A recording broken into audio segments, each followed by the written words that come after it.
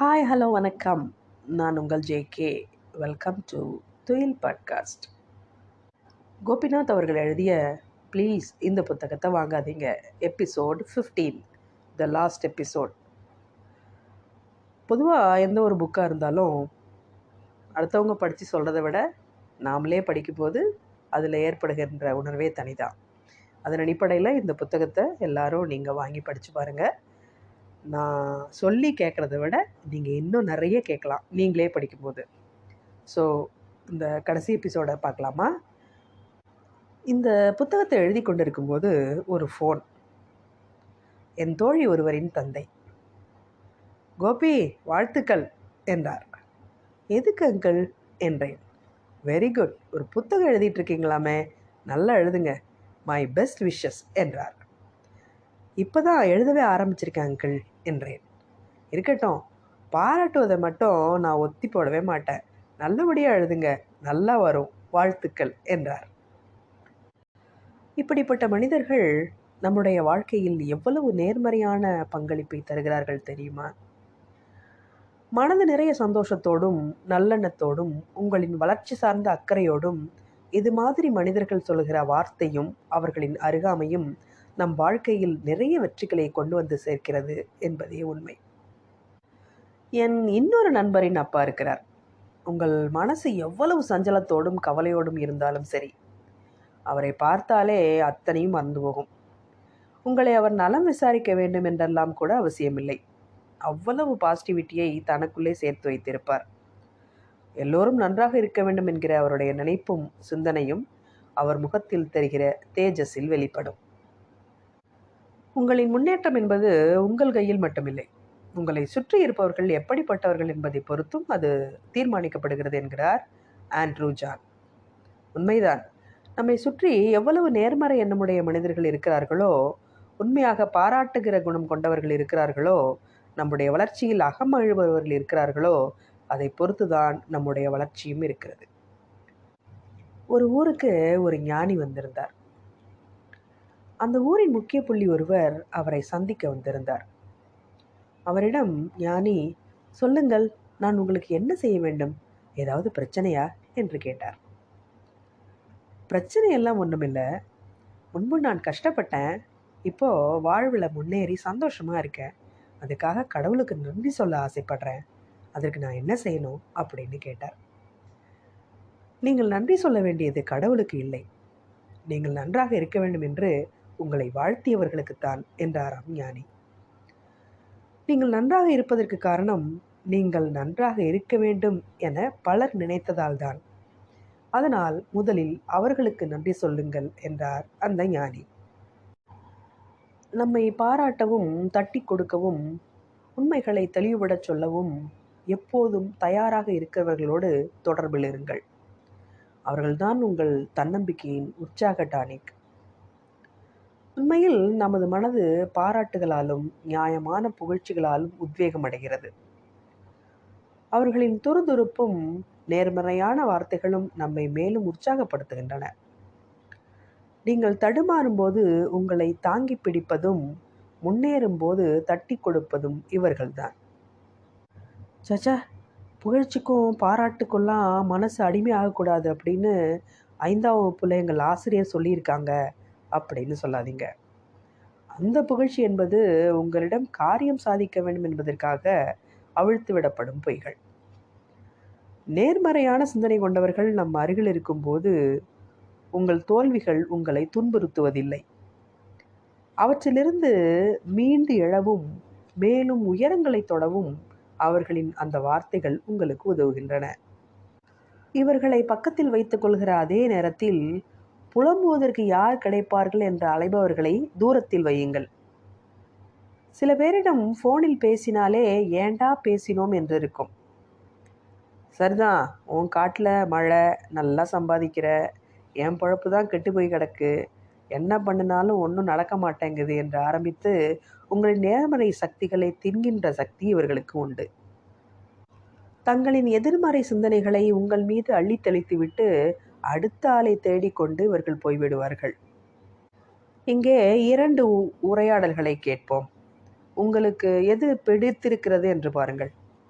முதலாவது உரையாடல். ஹாய்டா, எப்படி இருக்க? ரொம்ப நல்லா இருக்கேன்டா. நீ நல்லா இருக்கியா? நல்லா இருக்கேன்டா. சூப்பர். வீட்டில் எல்லோரும் நல்லா இருக்காங்களா? ரொம்ப நல்லா இருக்காங்கடா. உன் பிஸ்னஸ் ரொம்ப நல்லா போகுதுன்னு கேள்விப்பட்டேன். ஐ எம் ஹாப்பி ஃபார் யூடா. இன்னும் நிறைய பண்ணுடா. தேங்க்ஸ்டா. ஆனால் அப்பப்போ கொஞ்சம் பிரச்சனை வரதான் செய்யுது. பிஸ்னஸ்னால் பிரச்சனை வரதான் செய்யும், அதுக்கெல்லாம் கவலைப்படாத.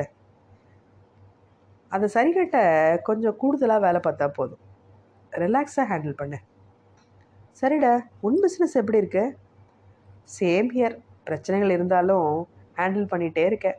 இன்னும் கொஞ்ச நாள் தான்டா, அப்புறம் no problem. I am enjoying my work. இரண்டாவது உரையாடல்.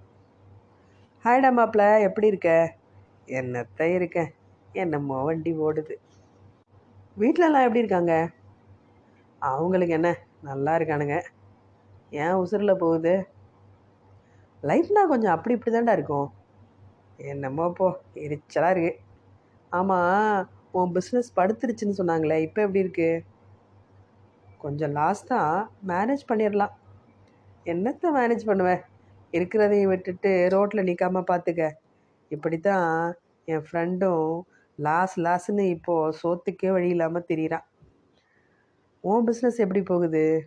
கவலைப்படாத, நானும் சீக்கிரம் உன் கூட சேர்ந்து ரோட்டில் நிற்பேன். இரண்டு உரையாடல்களிலுமே நட்பு இருந்தது, வெவ்வேறு வடிவங்களில். ஆனால் முதல் உரையாடலில் நம்பிக்கை தருகிற வார்த்தைகளும் அன்பும் இருந்தன. இரண்டாவதில் நம்பிக்கையை குலைக்கிற வார்த்தைகளும் எரிச்சலும் இருந்தன. இந்த இரண்டாவது பார்ட்டிகளை கொஞ்சம் தூரத்தில் வையுங்கள். அவர்களுடன் சேர்ந்து திரிந்தால் அவரை போன்றே எதிர்மறையான எண்ணம் கொண்டவர்களின் கூட்டத்தில் சிக்கிவிடுவீர்கள். அப்புறம் ஊருக்கு வருகிற ஞானியிடம் போய் நல்லா இருந்த நான் வீணாயிட்டேன் என்று அழ வேண்டியிருக்கும். உங்களை யாராவது நியாயமாக பாராட்டினால் அதை அனுபவியுங்கள். புகழ்ந்தால் வெளியே பெரிய ரியாக்ஷன் காட்டாவிட்டாலும் அதை உள்வாங்கிக் கொள்ளுங்கள். அதுதான் உண்மையாக தங்கள் மன உணர்வை வெளிப்படுத்துமார்களுக்கு நாம் செய்கிற மரியாதை. பாராட்டுகளையும் புகழுரைகளையும் ஏற்றுக்கொண்டால் தலைக்கணம் வந்துவிடும் என்று பயப்படாதீர்கள். உண்மையான பாராட்டுகள் எது, வெறும் புகழ்ச்சி எது என்பதை பிரிந்துணர கற்றுக்கொள்ளுங்கள். வெற்று புகழ்ச்சியை உதாசீனம் செய்யுங்கள். அதற்காக நியாயமான பாராட்டுகளையும் புகழ்ச்சியையும் ஏற்கவும் அனுபவிக்கவும் தயங்காதீர்கள். உங்கள் மனசு உங்கள் அம்மா மாதிரி.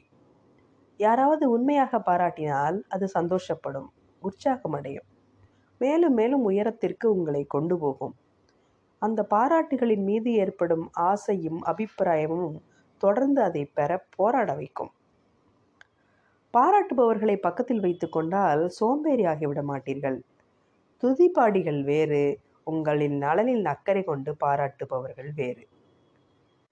பாராட்டையெல்லாம் நான் சட்டை செய்ய மாட்டேன் என்று சொன்னாலும் அது நம்மை வேகமாய் இயங்க வைக்கிறது. சச்சின் டெண்டுல்கருக்கு கிடைக்காத பாராட்டா? அவர் அடிக்காத சிக்ஸரா, பவுண்டரியா? என்ன செய்யவில்லை அவர்?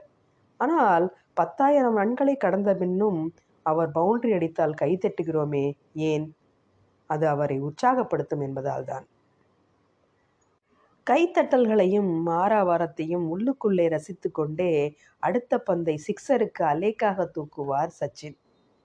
ஆளானப்பட்ட சச்சினுக்கே பாராட்டு தேவைப்படுகிறது என்றால் நாம் எம்மாத்திரம்? உங்கள் அபிமான சச்சின் துவக்க ஆட்டக்காரராக உள்ளே நுழைகிறார். உங்கள் அருகில் இருக்கும் நண்பன் இன்னைக்கு சச்சின் டக் அவுட் ஆவார் என்று சொன்னால் வேகமாய் அவர் வாயை பொத்துவீர்கள். ஏன்?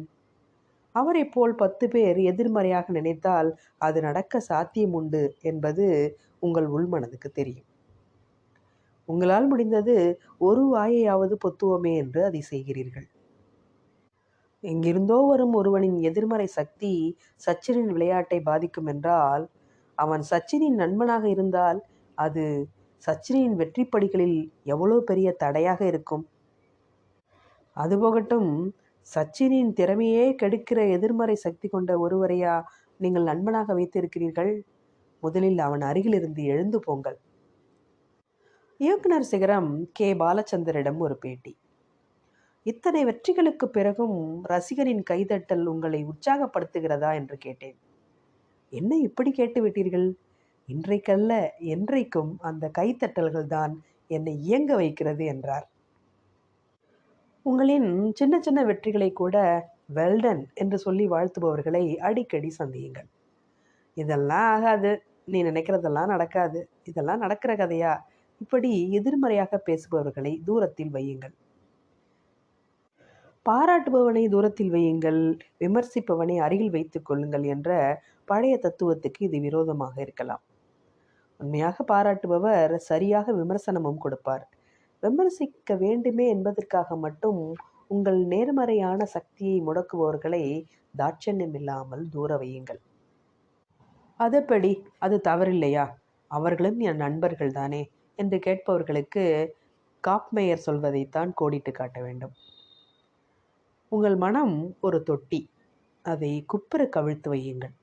இல்லையென்றால் குப்பையை வைத்து கொண்டு வருபவர்கள் அதில் கொட்டிவிட்டு போவார்கள். உங்கள் மன தொட்டியில் மேலும் மேலும் குப்பை கொட்டுபவர் உங்கள் நண்பராக இருக்க முடியாது. மீண்டும் சந்திப்போம். நன்றி.